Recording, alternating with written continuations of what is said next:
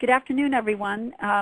This is Ann O'Hara. I'm the Associate Director of the Technical Assistance Collaborative. And I'd like to welcome you to this webinar today that is being co-sponsored by the Consortium for Citizens with Disabilities Housing Task Force in Washington, D.C., and the Technical Assistance Collaborative, which is a nonprofit Boston-based consulting firm. We're here today to talk about a very exciting notice of funding availability that's been issued by the U.S. Department of Housing and Urban Development for a new supportive housing demonstration program called the Section 811 Project Rental Assistance Demo, or PRA Demo for short.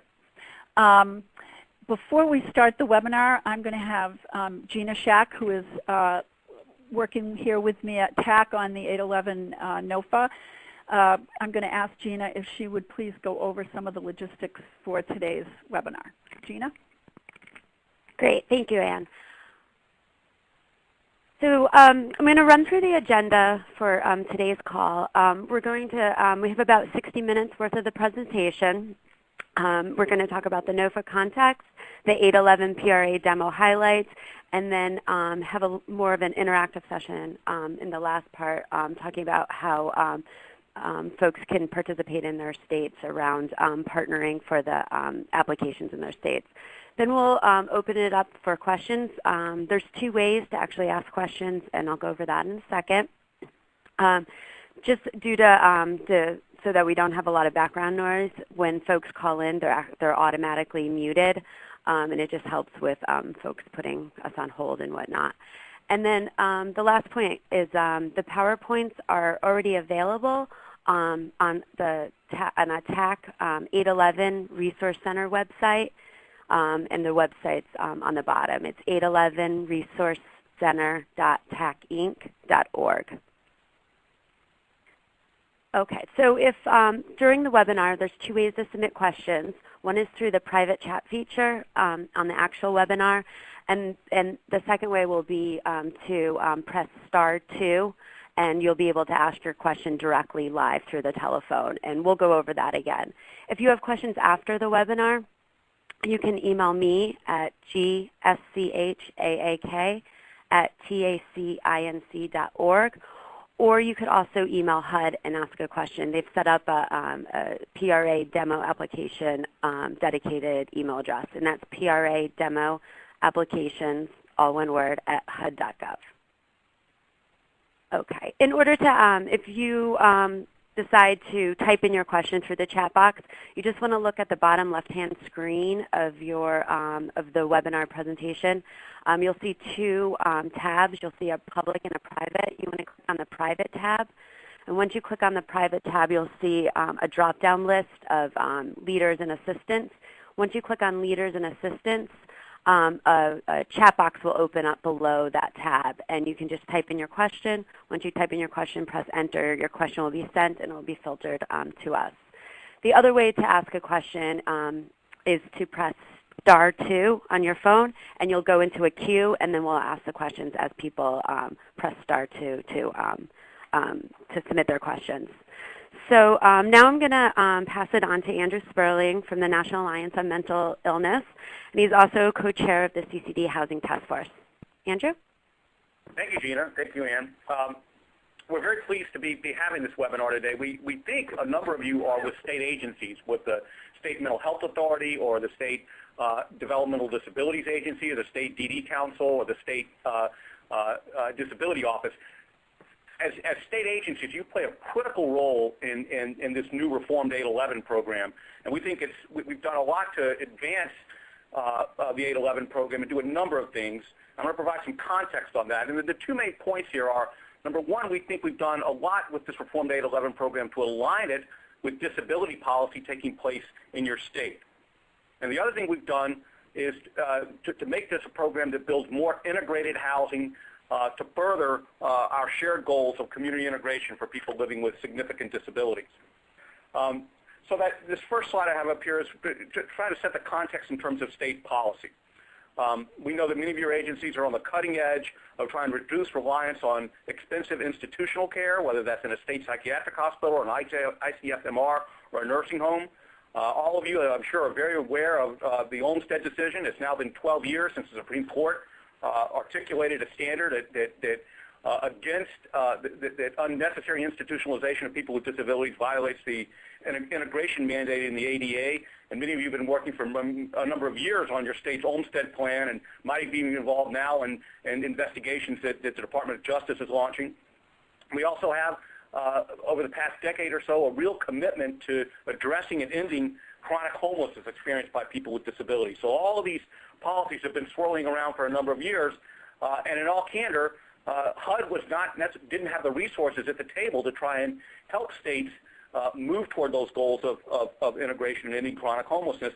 And we think with this revised 811 program that this will provide a new tool and a valuable tool to help states meet these policy challenges of community integration. How do we do that? Well, it provides new community living opportunities for people with disabilities. It expands integrated permanent supportive housing as an option. It allows you to engage with other partners, particularly in the community, particularly the affordable housing system. It's often been difficult for the disability system to engage the affordable housing system, to bring resources in the affordable housing system to bear on meeting the challenges of community integration that your agencies face. And we believe that this new program is going to allow for enormous cross-system collaboration, so you can more effectively work with, particularly the State Housing Finance Agency or the State Community Development Agency in your state to try and further these policy goals. Well, what was the 811 program? Before we talk about the new program, let me just talk a little bit about what 811 was before. And some of you may have had experience with 811. Some of you may not have, simply because the old program was local nonprofit organizations that applied directly to HUD for money. And while they may have gotten some minimal sign-off from a state agency, it was minimal and very limited in its scope. And state agencies, quite frankly, weren't that involved in how the 811 program operated. We really wanted to change that to allow states to have a role in aligning the 811 program with what the overall goals of your disability system is in your state.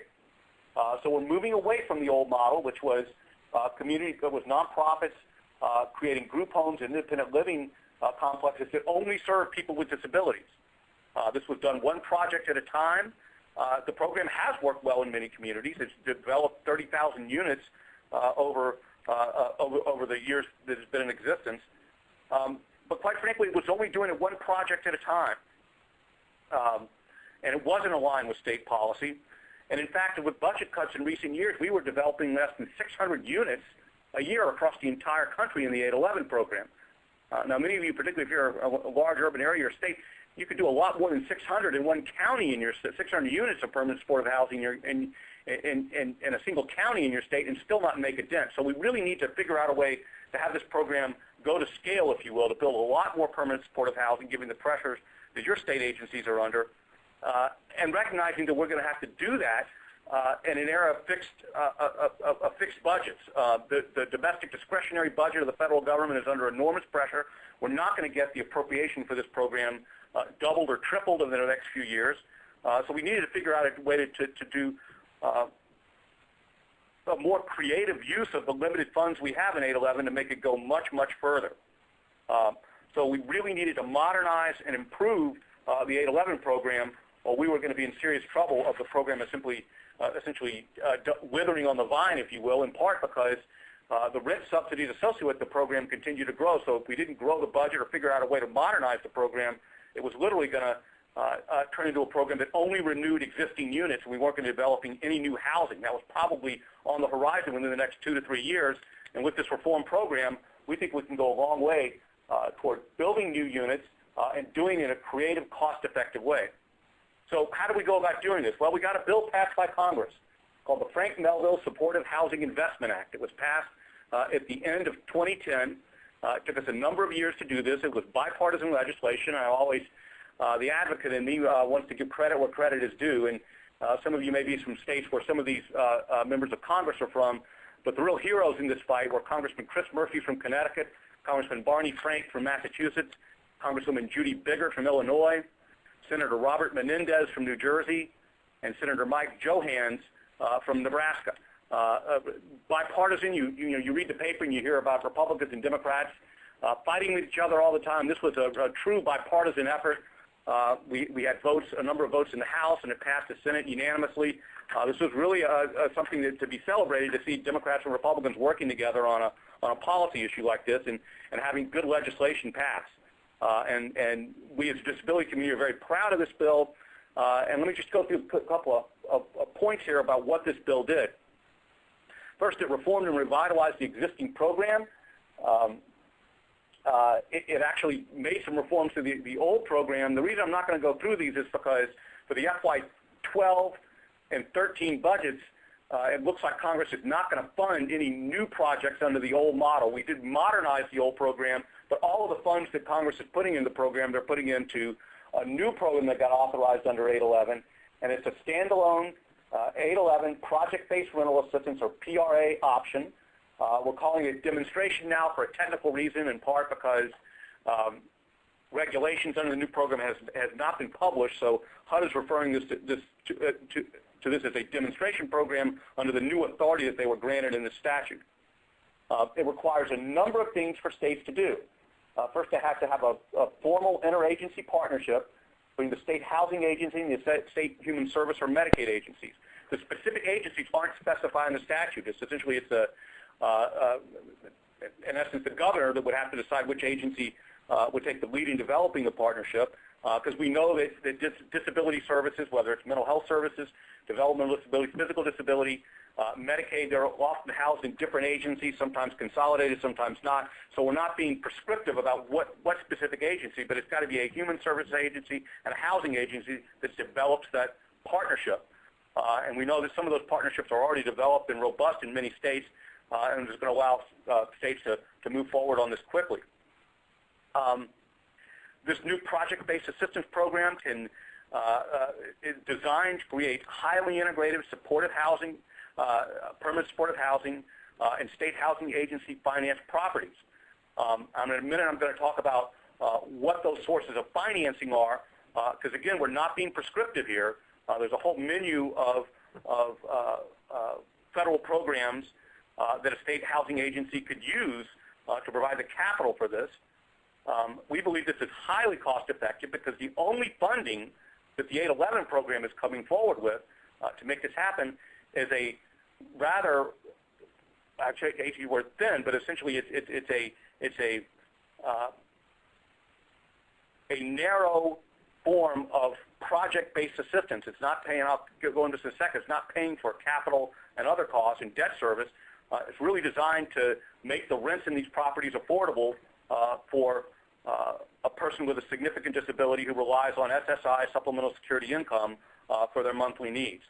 So it's a very cost-effective approach in that the cost per unit of developing to the cost of the 811 program itself is very, very limited, which allows the $85 million that Congress appropriated for this program for FY 2012 to fund as many as we believe, as many as 2,500, even 2,800 new units of supportive housing. And then finally, I'll note that supportive services is specified in the statute, in the 811 statute, in the Melville Act, must be voluntary, which is a theme that we at CCD have supported for a long time, making sure that we don't make housing or access to affordable housing and permanent supportive housing contingent on acceptance of services in that supportive housing. So let me turn to the next. This is a chart on slide 10 where we look at what the funding is that's going to make the supportive housing partnership work. Let me start at the top left there with capital. Now notice on the moving right into the next column, you'll notice that there's a number of options there. The state housing finance agency or state or local government, even private foundation, there's no limitation or restriction on what type of capital they have to use. I would call your attention, though, in the upper right-hand corner, the example, the low-income housing tax credit is likely to be the largest source of funding for this. Some of these other programs, particularly the home program, suffered a fairly significant reduction in its appropriation last year, and it's not expected to recover those funds this year. There are also bonds and trust funds, but the low-income housing tax credit, it is not a HUD program. It's operated by the Department of Treasury. and it's a program that your state housing finance agency is very involved in. It's very involved in over the years. It's about a 25-year-old program, and it's the largest source of development of affordable rental housing that exists out there. And it does a good job of serving households at 50, 60, 70% of area median income. It does a very poor job of serving people with extremely low incomes, and in particular people, non-elderly adults with significant disabilities on SSI, who instead of being at 50% of area median income are at, on average, 18% of area median income. So what we're doing essentially here is taking the rent and a low-income housing tax credit developed property and buying it down and making it affordable to someone living on SSI.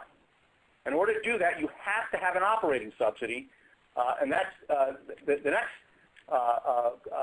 row down there where we see operating subsidies is a HUD program, and it's going to be what we call 811 project-based assistance. This is the operating subsidy is absolutely critical. No matter how, what type of rental housing you're developing, it's just simply not going to be accessible to someone on SSI without that ongoing operating subsidy to pay the difference between what a tenant can afford to pay, a third of their income, and how much it costs to operate the unit. And by operating costs, I want to be clear what we mean here. We do not mean services.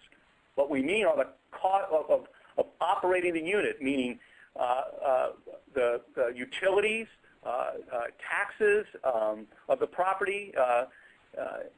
It means maybe a contribution to reserves, insurance, what it costs, the housing cost of operating the unit, not the services. And the third leg of that stool there is support services. And notice that HUD is not going to be funding support services. This is not a source of financing services in supportive housing. We want to keep the focus of this program on operating subsidy so we keep the cost per unit narrow and allows us to leverage these dollars to fund more, as many units as possible. So where are the support services going to be paid for? Well, you see up there on the chart, we have principally through Medicaid, we believe, particularly when you're serving individuals on SSI, obviously they're Medicaid eligible. The State Human Services Agency is going to be involved. And here you see a whole menu of things where we know many of you are already involved. Some of you are money follows the person states. Many of you may have home and community-based waiver services that are funded by Medicaid, state services funds, and then at least for people with mental illness, most of those services are going to be funded under the Medicaid rehab option. So what we're doing here is not using the HUD to fund services. We want the services to come from the programs that these individuals are eligible for, principally Medicaid.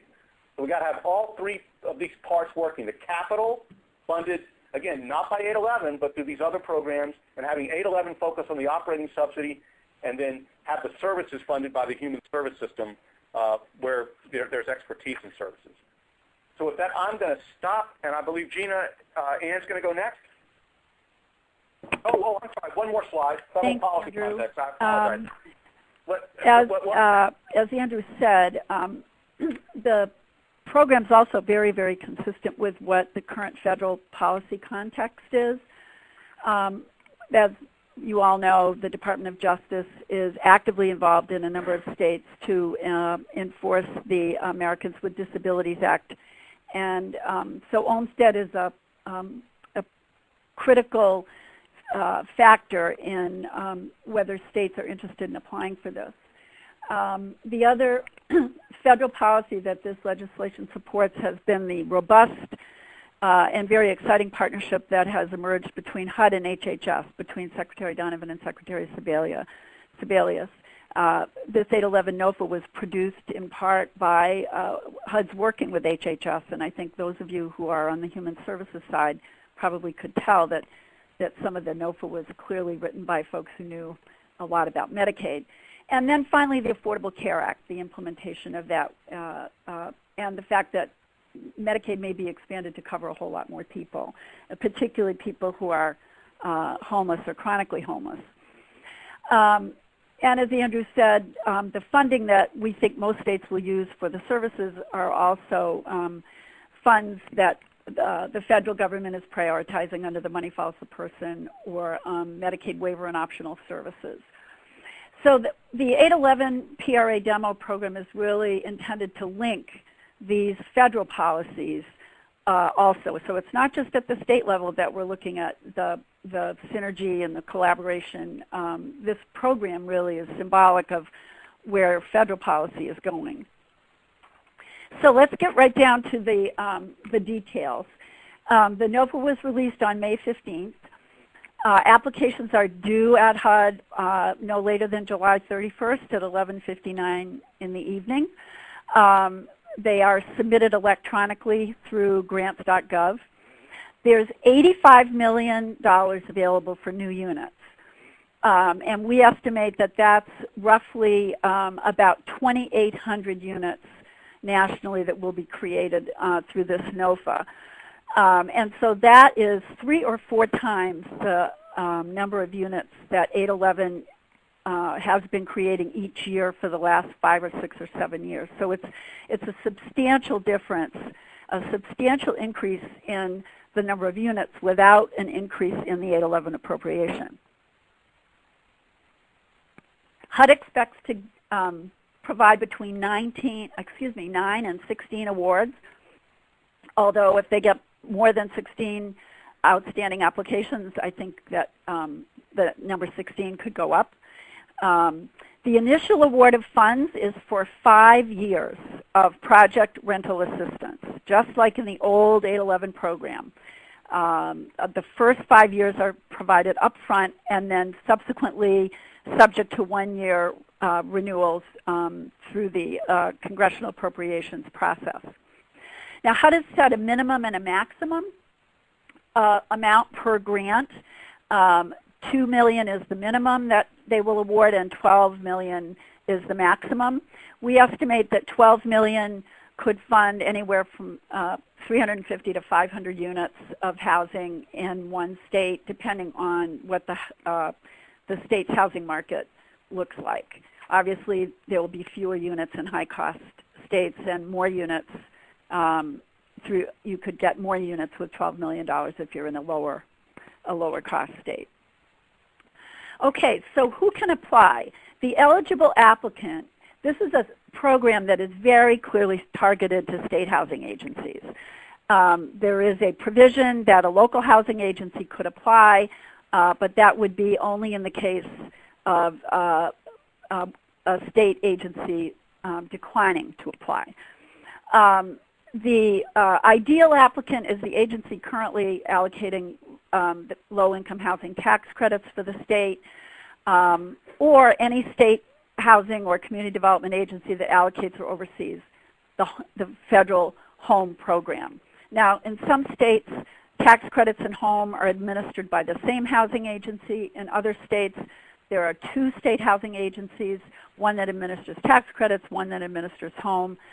And state agencies are advised to really partner together to try to bring as many of those federal resources together as possible for, because if you were to do that, you would clearly, based on HUD's ranking factors, probably score much higher if you have a partnership at the state level between 2 state housing agencies if your state has 2. Now, there is a way for states to also bring in local housing agencies to the picture. Even though the application would be from the state housing agency, there are several provisions of the NOFA that encourage the use of local dollars, either home dollars or housing choice vouchers from a housing authority, to frankly make the program more robust, so that you could actually do more units than if you only used the state's capital resources. So I encourage you all to think a lot about that. HUD only wants 1 eligible applicant per state to apply. And the way they're going to enforce that is that the state health and human services or Medicaid state agencies that are included in this application should only be included in 1 application for Section 811 PRA Demo funds. So for example, if you had a local housing authority that thought they could apply, and that housing authority convinced the state health or human services or Medicaid agency to go in with their application, and they also went in with the state housing agency's application, neither of those applications would be considered by HUD. So HUD wants one application per state. As Andrew said, the funds can only be used for project-based rental assistance in eligible multifamily properties. HUD is also allowing 5% of the total award to be used for administrative costs, but those are the only two eligible uses of 811 funding. Now, eligible properties, these funds can be used as operating subsidy or project rental assistance in any new or existing multifamily property owned by a nonprofit or a for-profit entity, providing that property has at least 5 housing units. When these funds are received, they are committed to those units, and those units in turn must have a minimum of a 30-year use restriction for extremely low-income persons with disabilities. Now, we've actually asked HUD to clarify that the use restriction would not be in effect if in subsequent years, after the first 5 years, Congress did not appropriate the funds for the rent subsidy, and we're expecting HUD to post additional guidance on that NOFA requirement any day now on their website. The units have to be dispersed throughout the property. They cannot be segregated on any one floor or in any one area of the building. The owner may designate certain kinds of units that would be covered with PRA funds. For example, the accessible units in a building, or if the population to be assisted was primarily a population that needed one-bedroom units, then the owner would be allowed to designate a certain number of one-bedroom units in the property. The owners do not have to designate specific units. It's just an overall commitment. So for example, if you have a 100-unit project, you might have 5 PRA units, including 2 accessible units and 3 other one-bedroom units. So the units can either be accessible or non-accessible. The most important thing about this program, as Andrew said, is that it's offering integrated housing.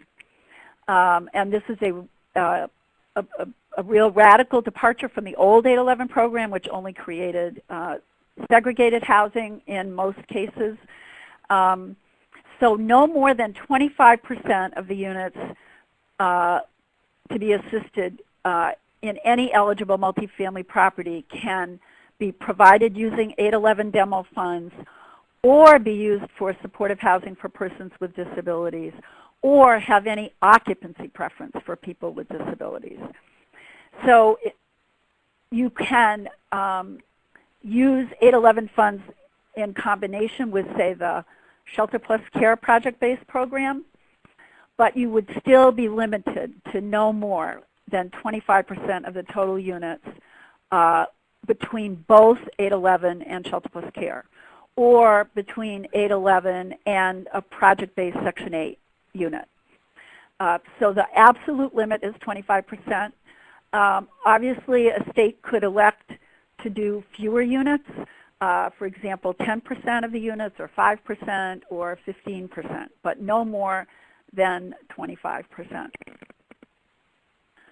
The tenants can be selected in accordance with state-approved tenant selection policies, as long as federal non-discrimination laws are applicable.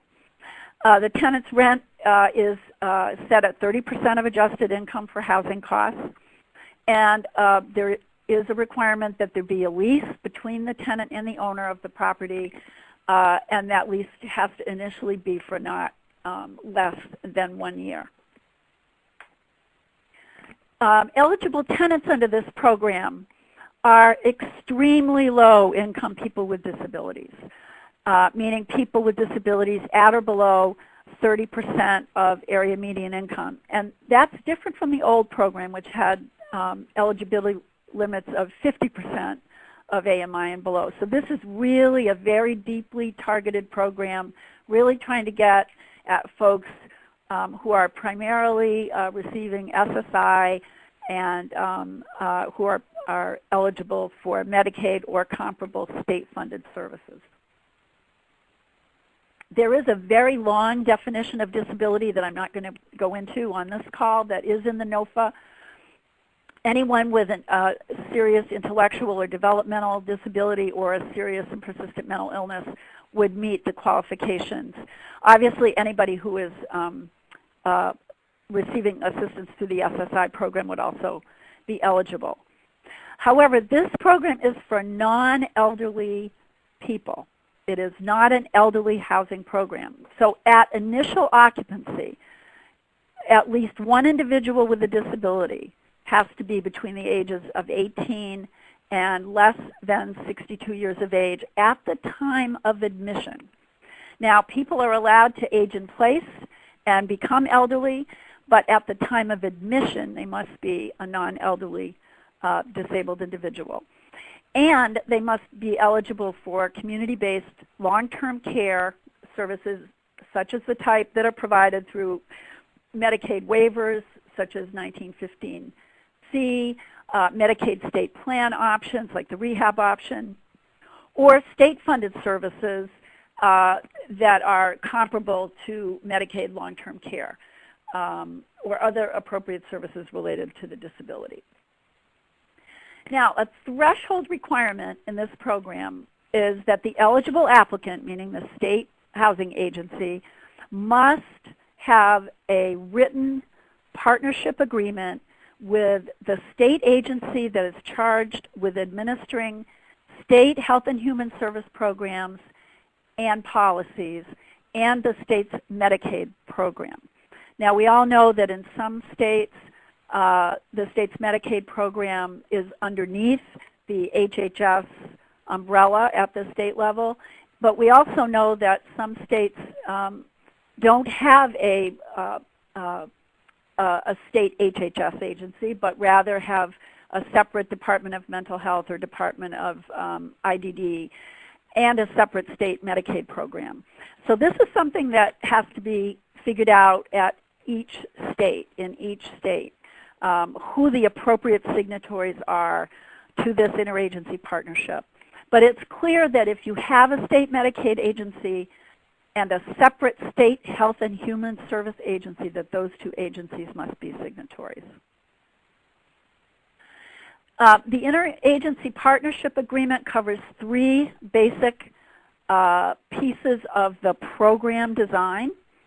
The first is a detailed description of the target population or populations to be served by the program. The second is methods to ensure that there are ways to reach out and locate people within the target population and refer them in a timely manner to the PRA Demo units as they become available.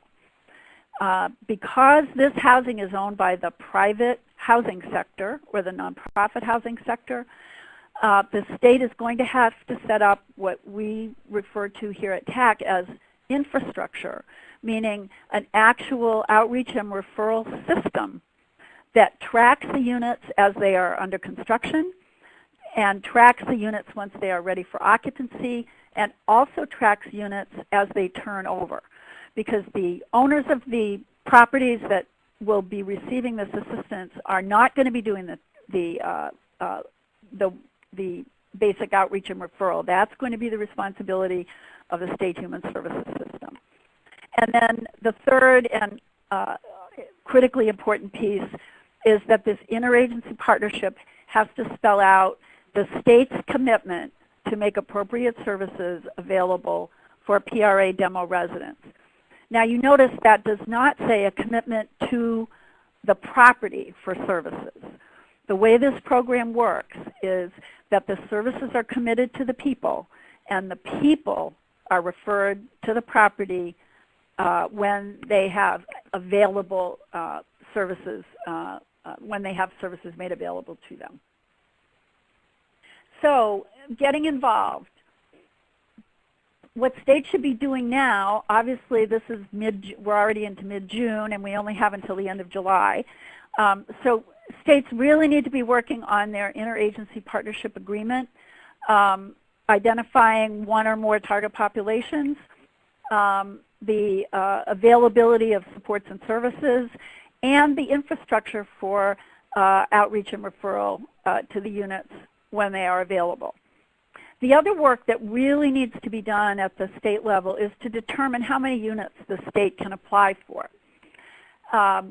Under this program, the state does not have to specify the actual units in the application, but the state does have to specify the policies that they will use to actually secure those commitments of PRA units. And so one of the most important things for the state housing folks to do is to figure out how will they go about asking owners, whether it's under new tax credit, qualified allocation plan requirements, or whether it's a voluntary or optional commitment that an owner makes, whether the state has housing currently in development, affordable housing that could be used for this purpose, and then determining any geographic limitations.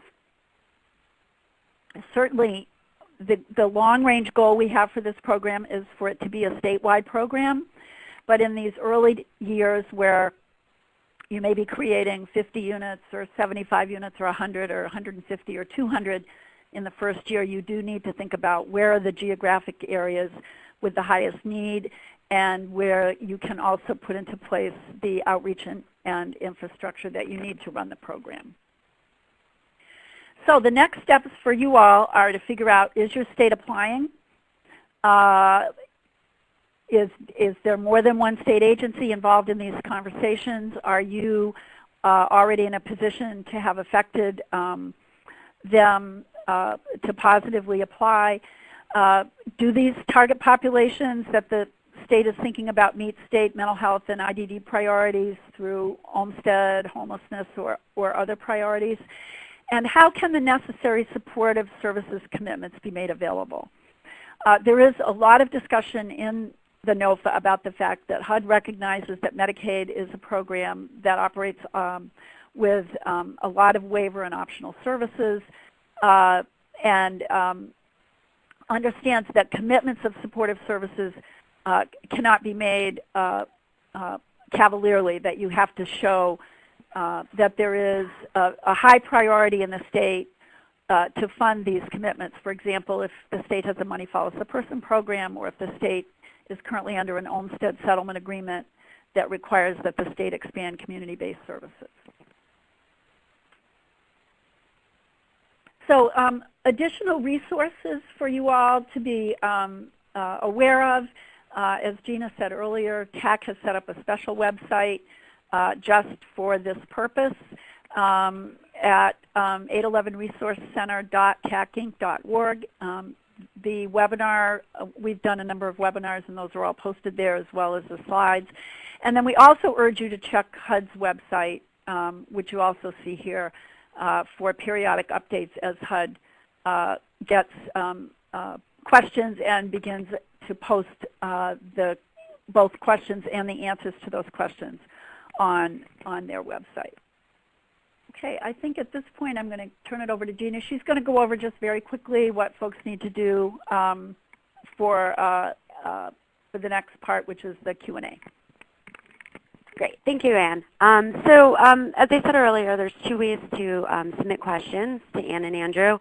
The first would be, or one of the ways would be to go to the bottom left-hand part of your screen on the webinar screen, and you'll see two tabs, a public and a private. If you click on the private tab, you'll get a drop-down box, and the drop-down box will let you, if you click on the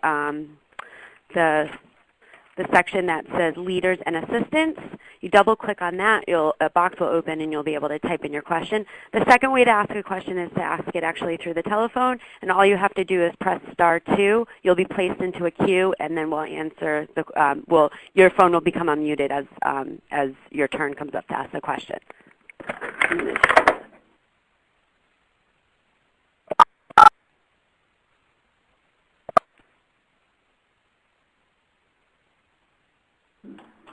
Okay.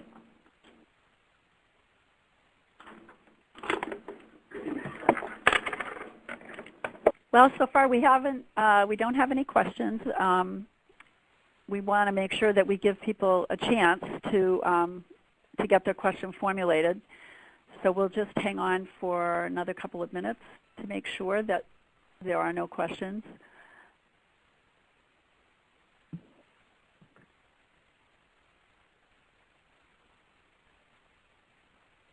Ann, this is Andrew. I'm actually going to ask one, if that's all right, to maybe get things started here a little bit.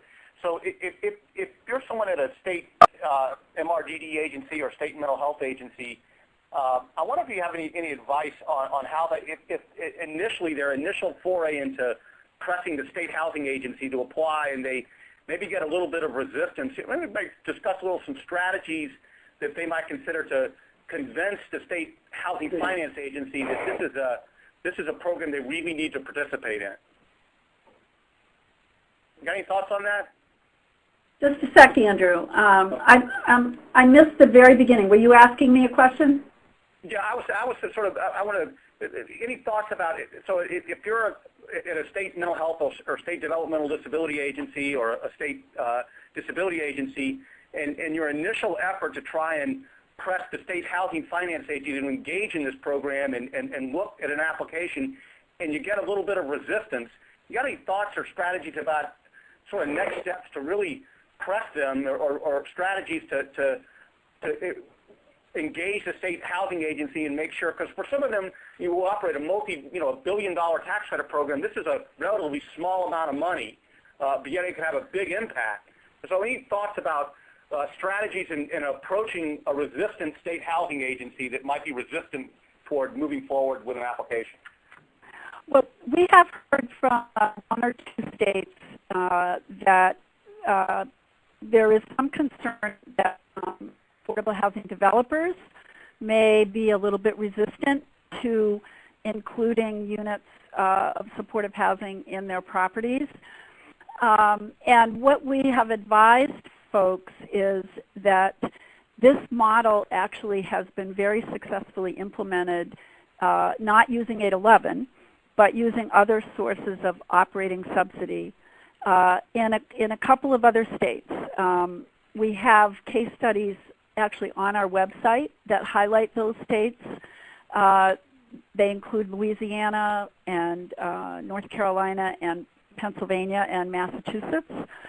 And in each of those states, I think the housing agencies were pleasantly surprised that as long as the rent subsidy was provided to ensure affordability for the individual who would be receiving, a very low income through SSI, and as long as the service commitments from the state agencies were clearly in place, that developers had very few concerns.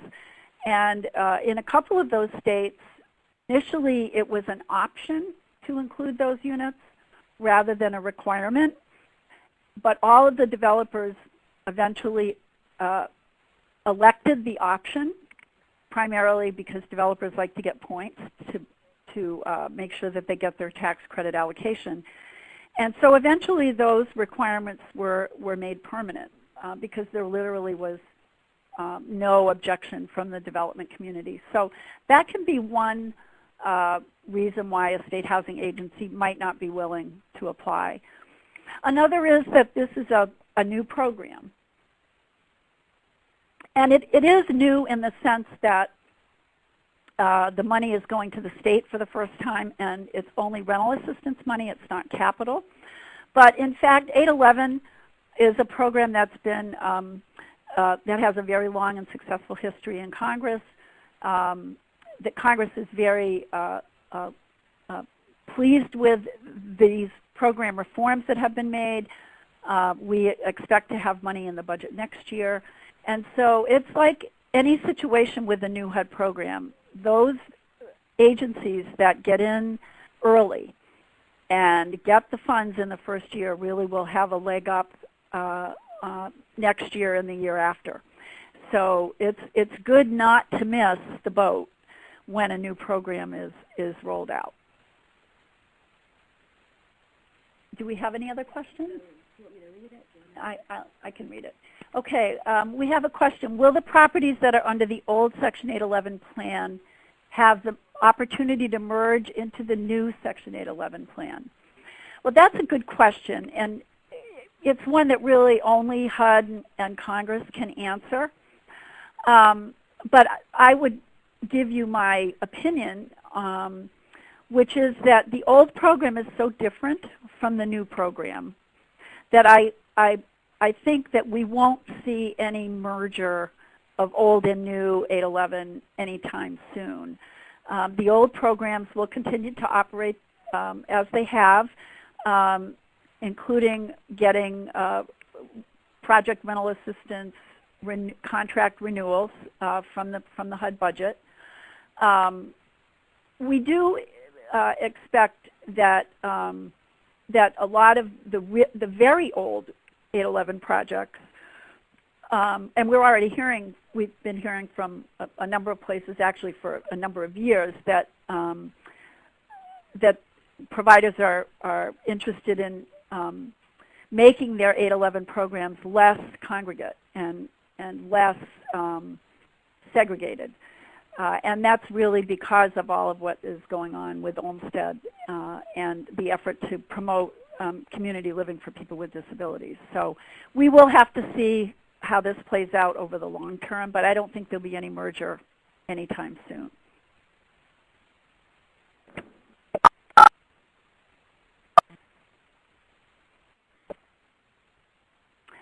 Okay, I don't think we have any other questions. We don't have any from folks on the line, and we have only received one so far. So let's see, we have a follow-up. Considering the Olmstead Agreement and having to meet smaller settings, what will some of the options be for older Section 811 projects? That really is another very good question, and one that I know HUD is thinking about. But as yet, there hasn't been any guidance from HUD on what might happen to some of the older 811 projects in terms of how they would work under an Olmstead Agreement. Okay, we have another question. I'm in a state where Medicaid is an independent agency separate from the Department of Health. Can you give me an example of what the Department of Health's part of the letter agreement might include? Mental health and IDD are also separate departments in state government, and with Medicaid would be the source of the referrals. Well, I think one of the issues for the Department of Health would be to think about the target populations that the Department of Health is serving separate from what the mental health and IDD departments are covering, and whether there are people in need of supportive housing who fall under the Department of Health and the Department of Health programs, whether they be state funded or whether they be Medicaid reimbursed. So I know every state has a slightly different organizational structure, and it's a little bit hard to figure all this out. But for example, if you have under your Department of Health services for people who have HIV/AIDS, that would be one way that the Department of Health could become a party to the interagency agreement. We're going to see if there are any more questions. Hugh?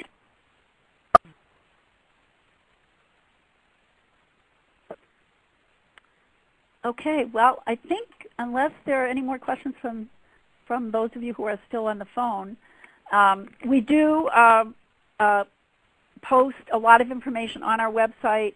We add papers and policy briefs there every week that are related to this topic. So I also urge you to check the 811 TAC website for further information. Andrew, do you have anything that you'd like to add before we hang up? No, other than urge everyone to continue to go to the TAC resource website on this. We may be getting additional guidance from HUD as questions come in about the NOFA, and so continue to go to that resource page. We do actually have one more question. Thank you, Andrew. When you talk about the Departments of Human Services, you're also including the state DD and mental health agencies if they're separate. Is that correct? Yes, that is correct. In other words, if mental health and DD, IDD are not part of the State Department of Human Services, then clearly you would want a collaboration across those systems of disability agencies at the state government level. And then as a follow-up, it doesn't have to be specifically a Department of Human Services if, for example, the Department of Mental Health is involved. Well, I would say that if the Department of Mental Health is a part of the Department of Human Services, then yes. So what HUD is really doing here is saying who's in charge of disability policy in the state. And in most states, not all, but in most states we know it's a combination of a separate Medicaid agency and a separate health and human services or human services agency. But that structure doesn't necessarily apply to all 50 states. So if you don't have an overarching HHS cabinet level agency that is responsible for aging and disability services, mental health services, and IDD services, then you're going to have to figure out how to bring all of those agencies together under the interagency agreement. Now, if you were to just target, let's say you have an Olmstead suit in that state, and the Olmstead suit covers people with IDD, and that was going to be the sole target population, then you would only need the State Department of IDD and the State Medicaid Agency. But that's only if there is no human service agency that's a cabinet level agency that the IDD agency reports to. Anyone else with a question?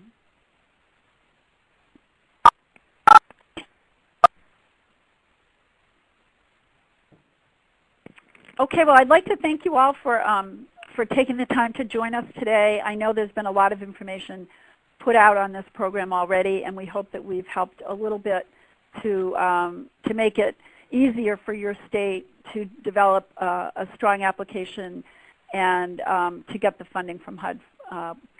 So good luck to all of you who are going to be applicants. Thank you, Andrew. Thank you, Ann. Thank you, Gina. And thanks for everyone for joining us today.